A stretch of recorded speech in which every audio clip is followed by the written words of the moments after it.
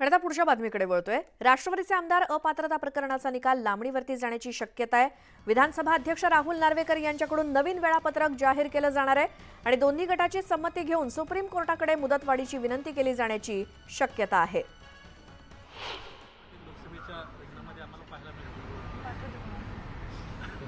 त्यांना विचारलं पाहिजे, मला कसं माहिती। सर, आज पूरा शेड्यूल किया गया है कब कौन सी सुनवाई होगी इस तारीख, लेकिन जिस तरीके से लग रहा है कि शायद इसके बाद ही जो है अंतिम फैसला जो है विधानसभा अध्यक्ष दे पाएंगे। लग रहा है डिले करने के लिए पूरा प्रोसेस है ये। नहीं, अभी आज मैं तो तैयारी में आया था क्योंकि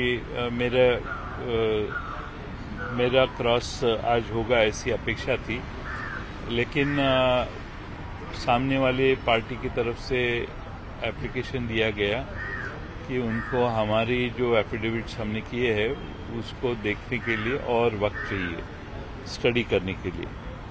तो हमने उसको विरोध किया, हमारे वकील जो थे उन्होंने विरोध किया। अब उसके बावजूद विधानसभा के अध्यक्ष जी ने उनका कहना, उनकी रिक्वेस्ट मान्य कर ली है और अभी नया शेड्यूल उन्होंने तय किया है जो 23 तारीख से शुरू होगा।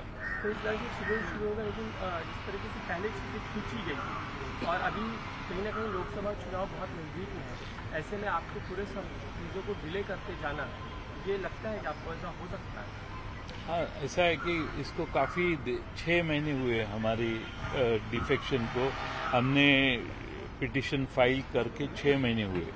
जिस दिन डिफेक्शन हुआ, यानी जिस दिन मंत्रिमंडल में हमारे कुछ लोग शामिल हुए, उसी दिन हमने डिस्क्वालिफिकेशन जो पिटीशन सबमिट किया है